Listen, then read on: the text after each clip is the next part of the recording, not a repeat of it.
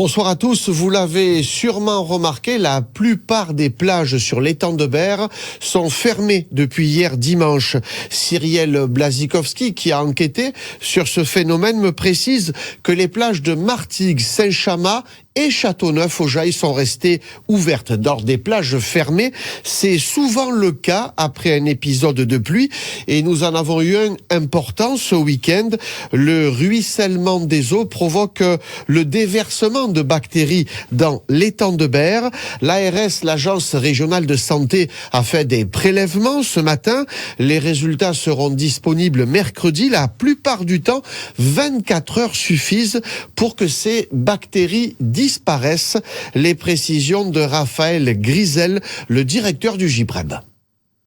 Quand on a des épisodes de pluie, et en particulier l'été, après des périodes parfois sèches, pendant longtemps, si la pluie est suffisamment importante, on va avoir forcément un ruissellement et donc une sorte de lessivage de toutes les routes et des zones imperméabilisées qui sont autour de l'étang.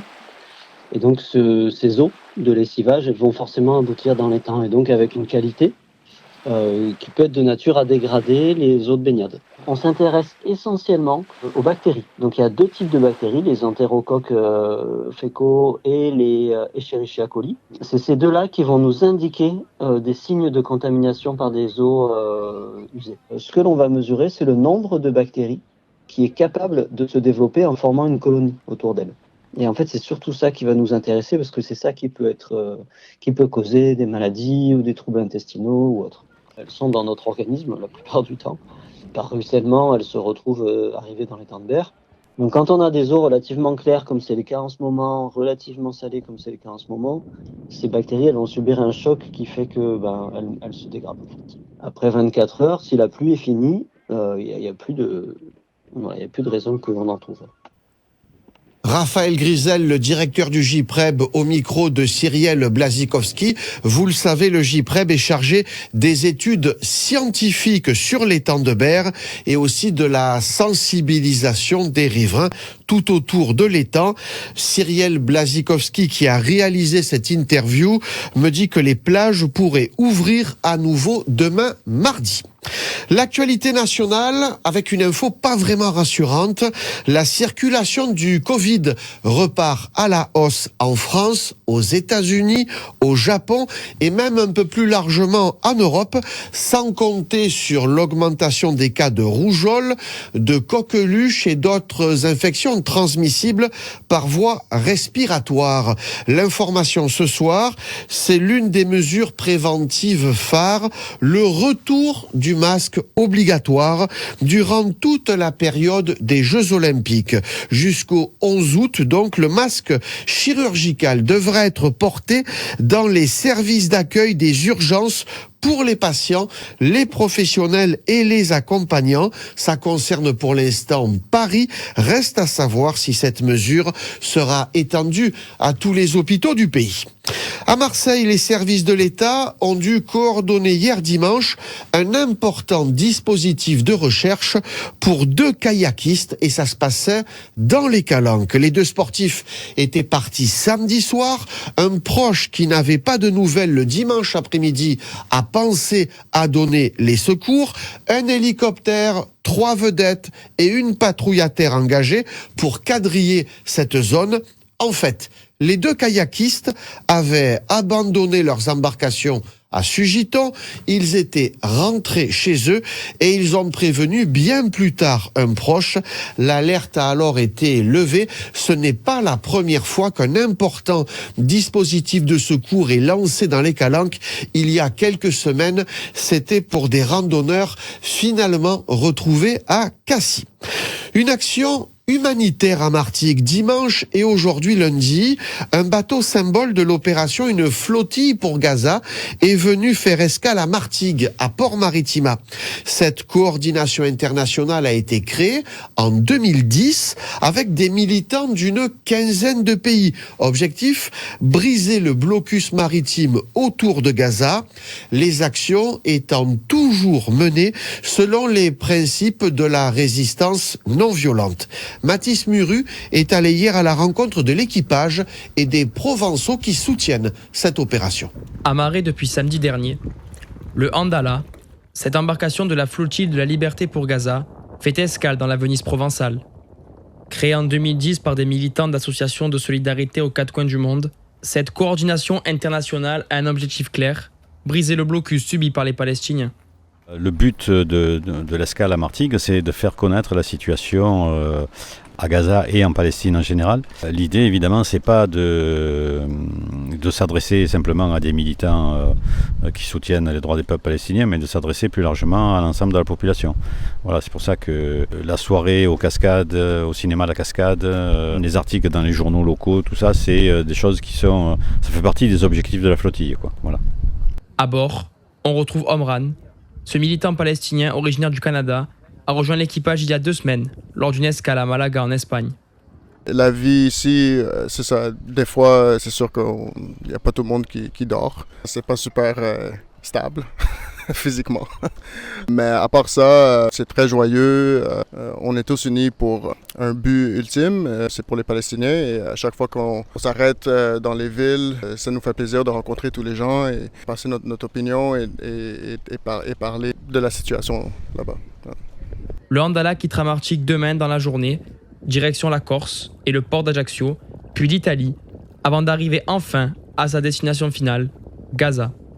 Voilà pour ce reportage signé Mathis Muru. Le bateau repart demain mardi, destination le Moyen-Orient. Tout à fait autre chose dans l'actualité et on va parler de sport avec cette question. Où en est le FC Martigues? Le premier match de préparation, c'était à l'extérieur vendredi soir. Une victoire 1-0 face à Aubagne. Mais dans ces cas-là, Joël Temple, on ne regarde pas le résultat. Martigues retrouve le terrain, celui de Malmort, et une belle opposition, celle des Blancs de Aubagne, coachés par Maxence Flachez, l'ancien Martégal. 2 équipes en construction avec le même objectif de maintien. En Ligue 2 pour les Rouges de Martigues, en National pour Aubagne. C'est le signe pour les supporters sang et or d'une belle soirée de foot, avec 2 temps forts autour des gardiens. Première minute du match, centre-tir Martégal et le gardien d'Aubagne très malheureux qui concède le but. Début de la deuxième mi-temps, Jérémy Aymes à la parade pour repousser ce pénalty super barré du portier Martégal. Fortune diverse pour les 2 gardiens, le score n'évoluera plus malgré l'engagement des 2 équipes. Une belle soirée de foot d'avant-saison, même s'il est encore trop tôt pour en tirer des enseignements. Oh, pas grand-chose pour être honnête. C'était simplement une remise en marche de tout l'effectif. Voilà, c'était important de voir au moins sur 45 minutes tous les garçons en mode compétition. Donc c'était surtout ça qui était important. On a vu des bonnes choses et puis on en a vu des moins bonnes aussi. Voilà, faut solidifier tout le collectif. Donc il y avait beaucoup de garçons de l'année passée par exemple, mais qui étaient répartis sur les 2 équipes. Donc on avait surtout cherché à faire 2 équipes équilibrées. On a beaucoup de garçons à l'essai aussi. Donc forcément, en termes de cohésion, ce n'était pas le meilleur des matchs, mais l'important, c'est que les garçons étaient sérieux, qu'ils ont bossé sérieusement pendant 45 minutes. Donc, on a concédé quelques situations un peu faciles qu'on aurait pu éviter. On a eu des situations qu'on n'a pas bien gérées non plus. Mais dans l'ensemble, je trouve que c'était pas trop mal. Voilà. Dans l'état d'esprit, c'est surtout ça. Les premiers matchs, on est surtout à la recherche d'une cohésion, d'un état d'esprit. Donc c'est surtout ça qui est important. Puis petit à petit, on va peaufiner, on va essayer d'avancer d'un point de vue, je dirais, technico-tactique. Voilà. Coach, les recrues justement, est-ce qu'on avance? Oui, il y a 2 garçons qui ont signé chez nous, qui n'étaient pas là aujourd'hui, que vous verrez sur la semaine prochaine sur le prochain match. Donc ils sont censés nous apporter quand même un peu plus de solidité. Qui sont ces joueurs? Vous verrez, je vais laisser le club communiquer là-dessus. Mais ces 2 garçons en qui on a totalement confiance et qui, je pense, nous apporteront quelque chose de positif. Une belle séance pour les 2 équipes. Côté Martégal, le capitaine Samir Belloumou reste sur le même tempo que la saison dernière. Martigues a l'envie et les moyens de faire bien. Elle a montré qu'on avait des jambes, je pense, et que vu qu'il y a eu pas mal de changements, c'est en train de prendre petit à petit. J'entends Karim qui crie toujours qu'il n'est pas hors jeu, Jérémy qui nous sort un penalty, Samir Belloumou qui a le brassard et qui court toujours autant. Il y a toujours les bonnes habitudes qui sont encore là. Moi, je pense que c'était important de garder la structure qu'on avait depuis 3 ans maintenant. Donc on l'a vu et là on était encore là. Donc je pense qu'avec cette structure-là, il va falloir ramener des joueurs un peu plus d'expérience qui vont apporter un plus à l'équipe. On a de quoi tenir en Ligue 2 avec tout ça ? Bien sûr, on l'a démontré en national quand personne ne croyait en nous. Et je pense qu'en Ligue 2, on va pouvoir faire pareil avec un nouveau coach qui a d'autres ambitions. Martigues poursuit sa préparation avec un stage à Mende, une prochaine opposition vendredi 11h à Malmort, face à Ajaccio, avant de rencontrer Istres, Nîmes et Grenoble. Toujours sur les terrains, l'OM s'est incliné 2-0 devant Nîmes. But marqué à la 41e et à la 49e minute. Le 11 Marseillais de départ qui n'avait rien d'une équipe type. Pressing pendant une grosse mi-temps pour les joueurs de De Zerbi. Puis entrée des jeunes avec Lirola comme chef de bande. Prochain match, même terrain, mercredi. Mais ça sera cette fois face à Toulon. À Marseille, toujours autour de l'OM à cause de ces jeux, pour une fois, on peut dire à cause, vous n'avez plus accès au stade Vélodrome. Pour la famille et les amis venus de loin, plus possible donc d'accéder au musée de l'OM et à la visite du stade Vélodrome. Alors, l'Olympique de Marseille vient vers vous en installant un musée temporaire dans les allées des terrasses du port. Reportage Ethan Bocage. L'exposition temporaire se trouve au second étage des terrasses du port. On y retrouve une fresque historique de l'histoire du club, des maillots et crampons collector, ainsi que la fameuse coupe aux grandes oreilles. Une expérience différente du musée du Vélodrome, promet Grégory Lamella, directeur commercial du club. C'est la multiplication un petit peu des objets de collection en fait. Et c'est un changement de positionnement, c'est vraiment quand même axé un petit peu sur une expérience vraiment muséale où forcément vous avez pas l'expérience du stade, mais par contre vous êtes en immersion totale avec l'histoire de l'Olympique de Marseille. Notamment grâce à 3 casques de réalité virtuelle qui plongent l'utilisateur sur la pelouse comme s'il était joueur. Je suis au bord de la pelouse, là je suis à côté d'un caméraman précisément et pas loin du banc, je suis à 5-6 mètres du banc. Je vois un stade en 360 degrés, le plus beau stade du monde, le Vélodrome. On voit des supporters, on voit la foule qui bouge, qui attend. Voilà, c'est assez stupéfiant, c'est qualitatif. Autre nouveauté, les QR codes rattachés aux gloires du club qui, une fois scannés, renvoient vers une mini-rétrospective du joueur en question à l'OM. Le musée temporaire du Vélodrome, c'est jusqu'au 6 août. Profitez-en. L'agenda de la rédaction, bien rempli, c'est un soir d'été. À Martigues, on vous propose de redécouvrir ou de découvrir les décors et les secrets de tournage de Camping Paradis. La visite dure 1 heure et débute le matin à 9h. Avant de contacter l'office de tourisme de Martigues, regardez ce reportage sorti tout droit des archives de Maritima Télé. Vous allez bien ? Ils étaient 40 ce matin, venus de France et d'ailleurs à découvrir le lieu de vie de Camping Paradis. Petits comme grands, ils étaient tous heureux de pouvoir suivre les traces de Torm Delorme et Monsieur Parisot. Je regarde souvent, très souvent en fait Camping Paradis, c'est un petit moment à moi le soir ou dans l'après-midi et ça me donnait à cœur de voir un petit peu le tournage cette série. Je viens de Belgique. L'année dernière, nous sommes venus sur le site, mais on n'avait pas l'occasion de visiter. C'était au mois de juillet. Les visites se faisaient seulement à partir du mois d'août. Et donc cette année, comme on a vu qu'on avait l'occasion de pouvoir visiter, on a sauté sur l'occasion pour venir. C'est quand même mieux de l'intérieur que de suivre derrière les clôtures. Camping Paradis, c'est bien parce que déjà, il y a beaucoup de suspense et Tom, il résout tous les problèmes.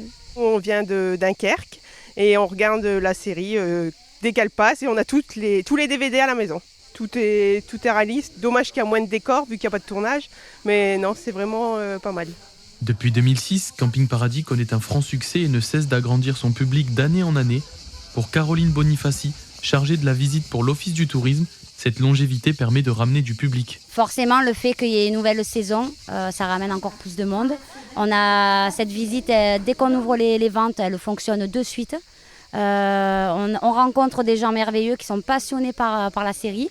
On leur fait une visite en leur apprenant ce qu'on peut sur le lieu de tournage, mais eux, par moments, nous apprennent aussi des choses parce que c'est des vrais fans. La visite est organisée par l'Office de tourisme de Martigues. À contacter donc pour réserver vos places. Et on me précise que les produits dérivés Camping Paradis sont proposés en fin de visite. Il y a des mugs, des magnettes, des t-shirts, le polo, la casquette et même les cartes postales. À Istres, une autre idée de balade découverte à faire si vous recevez de la famille cet été. Les dinosauristres, c'est tous les lundis. Rendez-vous lundi prochain. Il faut s'inscrire auprès de l'Office de tourisme d'Istres. Enfin, à Marignane, on vous propose de randonner au Jail sous un beau coucher de soleil. Là aussi, le contact, c'est un office de tourisme, celui de Marignane. On n'oublie pas, évidemment, l'ouverture ce soir à Martigues du Summer Festival, dont Maritima Télé est partenaire. Il reste des places pour toutes ces soirées. Billetterie sur place. Ce soir, attention, début du concert aux alentours de 21h. Les portes ouvrent dès 19h. Le concert, c'est un peu plus tard. Voilà, c'est la fin de ce journal. Tout de suite, vos prévisions météo. Il ne devrait plus pleuvoir.